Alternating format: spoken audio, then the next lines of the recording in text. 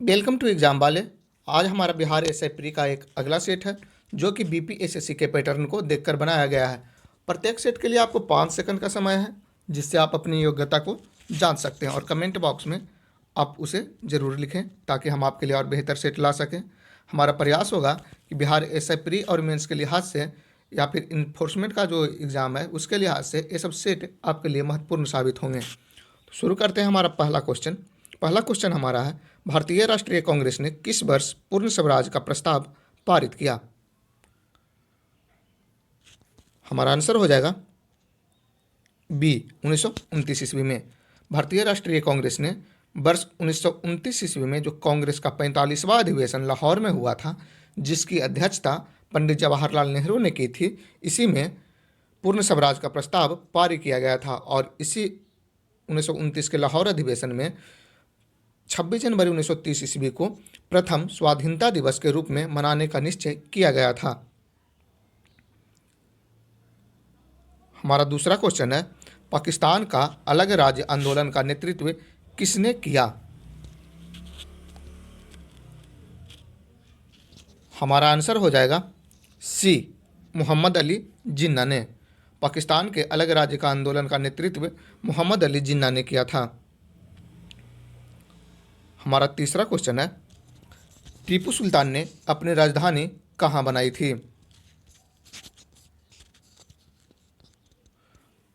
हमारा आंसर हो जाएगा ए श्रीरंगपट्टनम में। टीपू सुल्तान ने अपनी राजधानी श्रीरंगपट्टनम में बनाई थी और टीपू सुल्तान की अगर मृत्यु की बात करेंगे तो वो चतुर्थ आंग्ल मैसूर युद्ध के दौरान 1799 ईस्वी में हुई थी और टीपू सुल्तान ने जो तृतीय आंग्ल मैसूर युद्ध लड़ा था उसमें इसने श्रीरंगपट्टनम की संधि की थी। 4 नंबर क्वेश्चन है, निम्नलिखित में से कौन सा कथन सत्य है?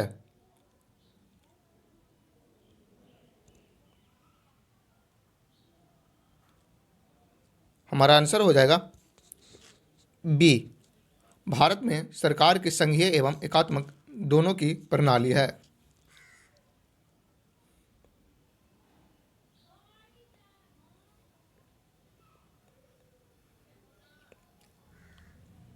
हमारा 5 नंबर क्वेश्चन है, भौतिक परिवर्तन का एक उदाहरण है।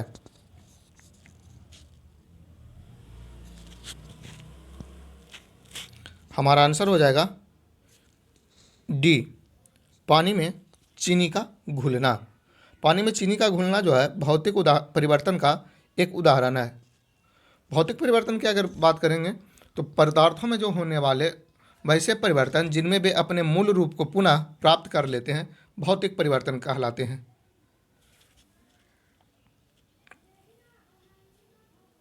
छः नंबर क्वेश्चन है, निकोलस कोपरनिकस प्रसिद्ध हैं।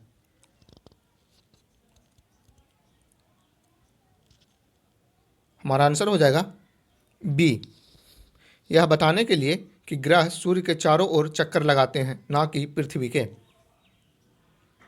निकोलस कोपरनिकस ने ही बताया था। हमारा 7 नंबर क्वेश्चन है, जंतर मंतर का निर्माण किया था?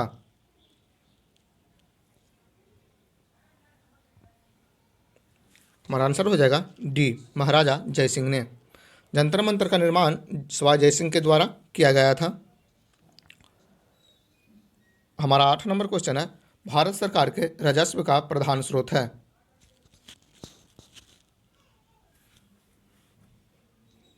हमारा आंसर हो जाएगा ए प्रत्यक्ष कर। प्रत्यक्ष कर के अंतर्गत जो है आयकर, संपत्ति कर तथा उपहार कर, ये सब प्रत्यक्ष कर के उदाहरण के अंतर्गत आते हैं। केंद्र सरकार के द्वारा लगाए जाने वाले अगर करों की बात करेंगे तो वो है आयकर, निगम कर, संपत्ति कर, उत्तराधिकार कर, धन कर, उपहार कर, सीमा शुल्क, कृषि धन, ये सब पर जो कर लगाते हैं वो केंद्र के द्वारा लगाए जाते हैं। हमारा 9 नंबर क्वेश्चन है, प्रथम पंचवर्षीय योजना की कौन सी अवधि सत्य नहीं है? हमारा आंसर हो जाएगा डी चतुर्थ का जो काल रहा था वो 1969 से 1974 तक रहा था। प्रथम 51 से 56 तक सही है, दूसरा भी सही है और तीसरा भी सही है। 1966 से 69 तक के जो बीच रहा था वो योजना अवकाश का अवधि रहा था। और ये जो योजना अवकाश था इसमें 3 वार्षिक योजनाएं तैयार की गई थी।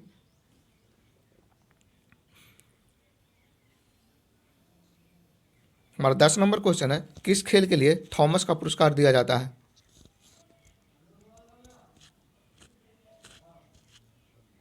हमारा आंसर हो जाएगा डी, बैडमिंटन के लिए।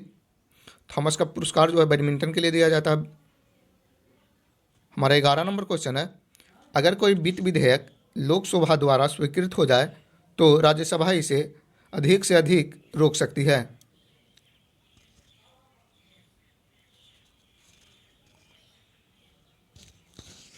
हमारा आंसर हो जाएगा डी, 14 दिनों तक।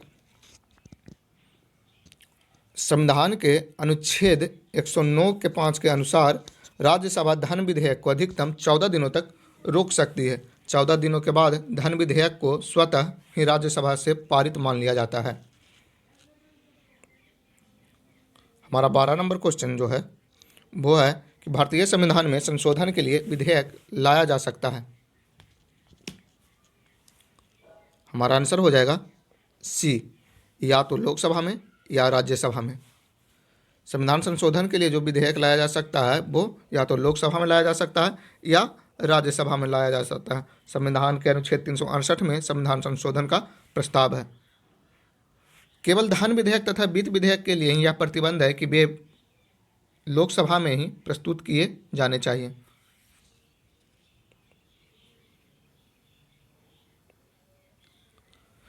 तेरह नंबर क्वेश्चन है, अगर भारत के राष्ट्रपति के चुनाव में कोई विवाद है तो उस विवाद को सौंपा जा सकता है।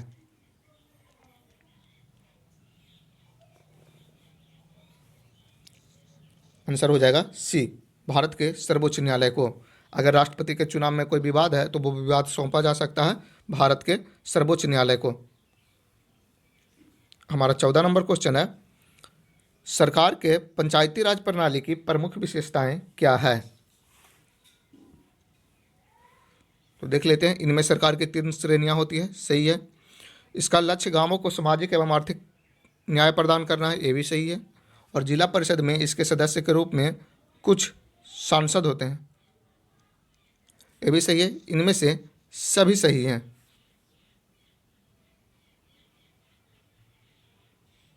आंसर हमारा डी हो जाएगा। हमारा 15 नंबर क्वेश्चन है, दादा भाई महात्मा गांधी अपना राजनीतिक गुरु किनको मानते थे? 15 नंबर क्वेश्चन क्या है, महात्मा गांधी अपना राजनीतिक गुरु किनको मानते थे? हमारा आंसर हो जाएगा डी, गोपाल कृष्ण गोखले को। महात्मा गांधी अपना राजनीतिक गुरु गोपाल कृष्ण गोखले को मानते थे और गोपाल कृष्ण गोखले के जो राजनीतिक गुरु थे वो महादेव गोविंद रानाडे थे। हमारा 16 नंबर क्वेश्चन है, साइमन कमीशन पहली बार भारत आया था? हमारा आंसर हो जाएगा बी, 1928 ईस्वी में। साइमन कमीशन भारत 1928 ईस्वी में आया था। इसका गठन की अगर बात करेंगे तो नवंबर 1927 ईस्वी में लंदन में किया गया था, है ना। इसका गठन जो हुआ था वो 1919 ईस्वी में प्रशासनिक सुधारों की जांच के लिए हुआ था। चूँकि इसके जितने भी सदस्य थे वो अंग्रेज थे, इस कारण भारत में इसका जोरदार विरोध हुआ था। हमारा 17 नंबर क्वेश्चन है, यूनेस्को के कार्यभाषाएं हैं?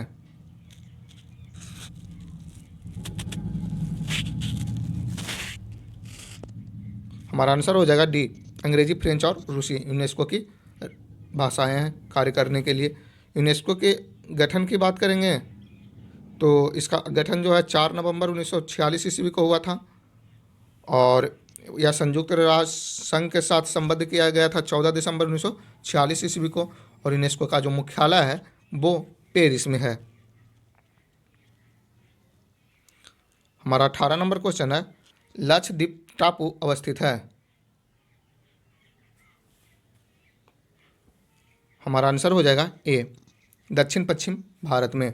दक्षिण पश्चिम भारत में ये अरब सागर में स्थित है लक्षद्वीप और भारत का सबसे छोटा संघ शासित प्रदेश के तौर पर ये जाना जाता है। लक्षद्वीप एक द्वीप समूह है जिसमें 12 प्रवाल द्वीप हैं, 13 प्रवाल भित्ति हैं और 5 इसमें जलप्लावित तट हैं। ये 32 वर्ग किलोमीटर क्षेत्र में फैला हुआ है और इसका जो सबसे छोटा जो द्वीप है वो है बिट्रा। और 1956 ईस्वी में लक्षद्वीप समूह को केंद्र शासित प्रदेश बनाया गया था। हमारा 19 नंबर क्वेश्चन है, कलिंग पुरस्कार दिया जाता है।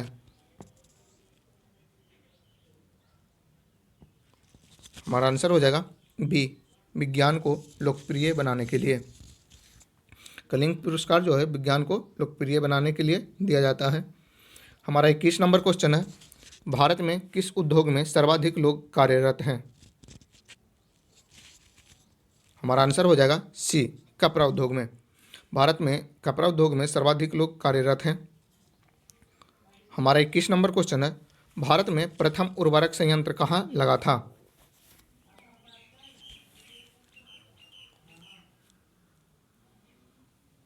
हमारा आंसर हो जाएगा बी, सिंदरी में। सिंदरी में 1951 ईस्वी में प्रथम उर्वरक संयंत्र लगाया गया था।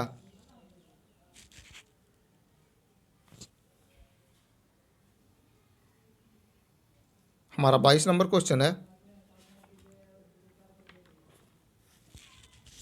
डायनेमो बदलता है। हमारा आंसर हो जाएगा बी, यांत्रिक ऊर्जा को विद्युत ऊर्जा में। डायनेमो का कार्य क्या है, वो यांत्रिक ऊर्जा को विद्युत ऊर्जा में परिवर्तित करता है और इसका सिद्धांत जो है विद्युत चुंबकीय प्रेरण पर आधारित होता है।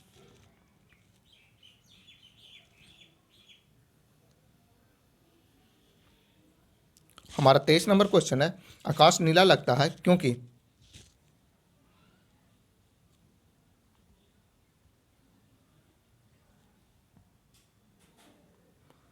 हमारा आंसर हो जाएगा बी, लघु तरंग की उपेक्षा वायुमंडल द्वारा अधिक परिकर्णन होती है।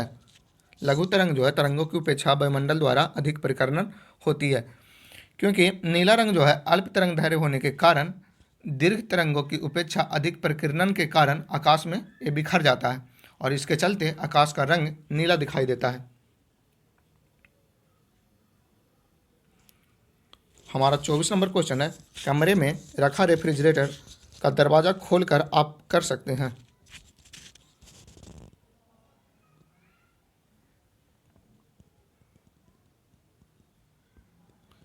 हमारा आंसर हो जाएगा सी, अंततः कमरे को थोड़ा गर्म।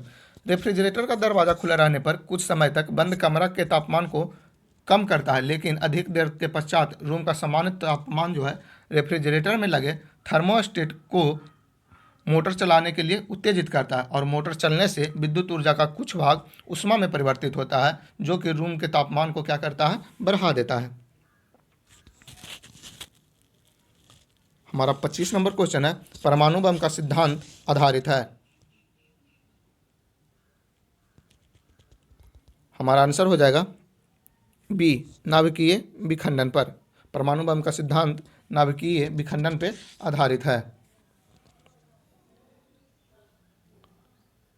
हमारा 26 नंबर क्वेश्चन है, विरंजक चूर्ण के लिए कौन सा कथन असत्य है।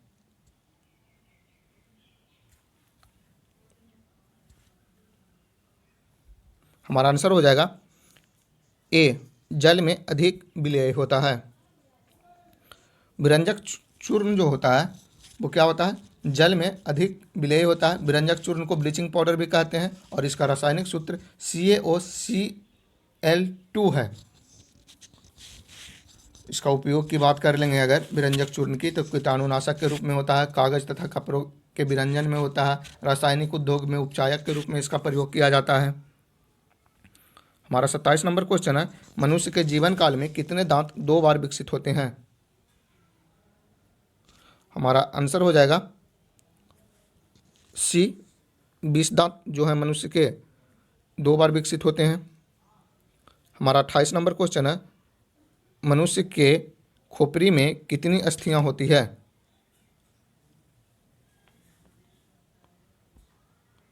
हमारा आंसर हो जाएगा ए, 8। मनुष्य के खोपड़ी में अगर बात करेंगे तो 22 अस्थियां होती हैं, लेकिन इनमें से जो 8 अस्थियां होती हैं वो संयुक्त रूप से मनुष्य के मस्तिष्क को सुरक्षित रखती है, और इन अस्थियों से बनी रचना को क्या कहते हैं? कपाल कहते हैं।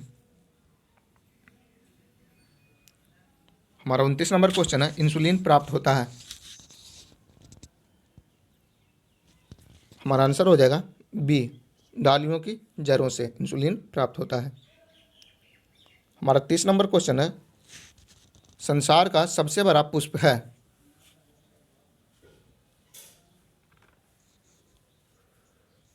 हमारा आंसर हो जाएगा बी, रेफलेसिया।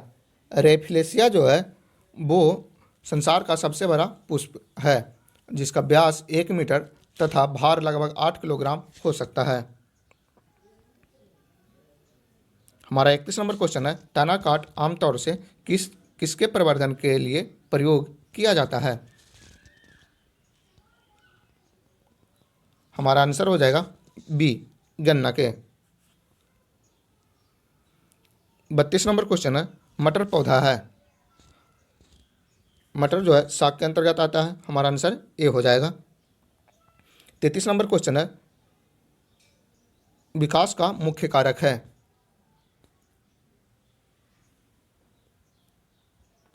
हमारा आंसर हो जाएगा डी, प्राकृतिक वरण।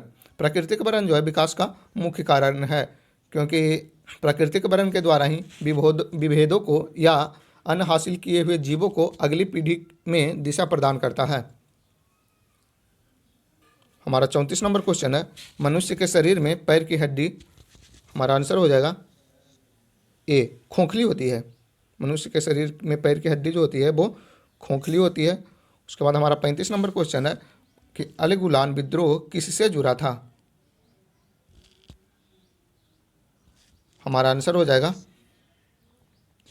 डी, बिरसा मुंडा से। अलगुलान विद्रोह जो है वो बिरसा मुंडा से जुड़ा हुआ था। हमारा 36 नंबर क्वेश्चन है, मुंगेर के बरहिया ताल विरोध का उद्देश्य था।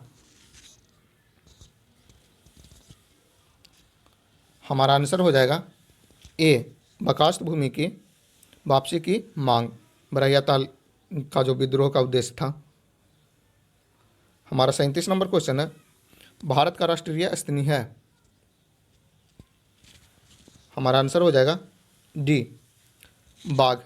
भारत का जो राष्ट्रीय पशु है वो बाघ है, और इसे पैंथरा टाइग्रिस के नाम से भी जाना जाता है। हमारा 38 नंबर क्वेश्चन है, 800 से 600 ईसा पूर्व का काल किस युग से जुड़ा है? हमारा आंसर हो जाएगा बी, सूत्र युग। 800 से 600 ईसा पूर्व का काल जो है वो सूत्र युग से जुड़ा हुआ है।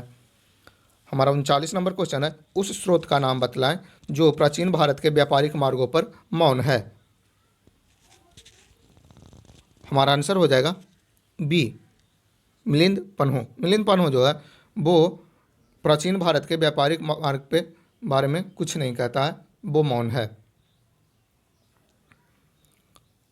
हमारा 40 नंबर क्वेश्चन है, किस काल में अछूत की अवधारणा स्पष्ट रूप से उद्धृत हुई थी? हमारा आंसर हो जाएगा बी, उत्तर वैदिक काल में। अछूत की अवधारणा जो है उत्तर वैदिक काल में हुई थी स्पष्ट रूप से। हमारा 41 नंबर क्वेश्चन है, किस सुल्तान के काल में खालसा भूमि अधिक पैमाने में विकसित हुई थी?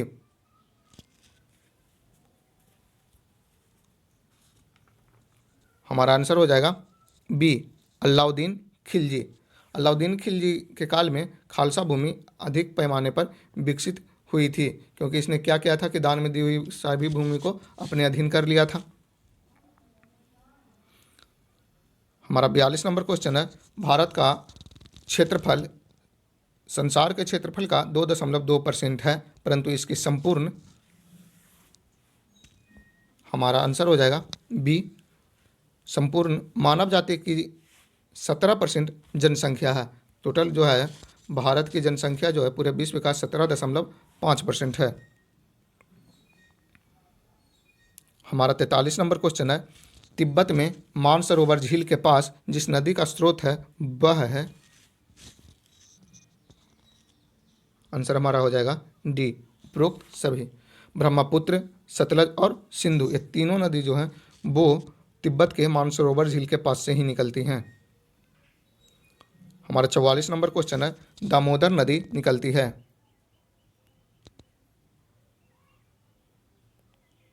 हमारा आंसर हो जाएगा बी, छोटा नागपुर के पठार से। दामोदर नदी जो है वो छोटा नागपुर के पठार से निकलती है और यह जाकर हुगली नदी में मिल जाती है। दामोदर नदी जो है इसको बंगाल का शोक भी कहा जाता है। हमारा 45 नंबर क्वेश्चन है, कोयले का सर्वोत्तम प्रकार है। हमारा आंसर हो जाएगा सी, एंथ्रासाइट। एंथ्रासाइट जो है वो कोयले का सर्वोत्तम प्रकार है और इसकी मात्रा जो है वो बहुत कम है।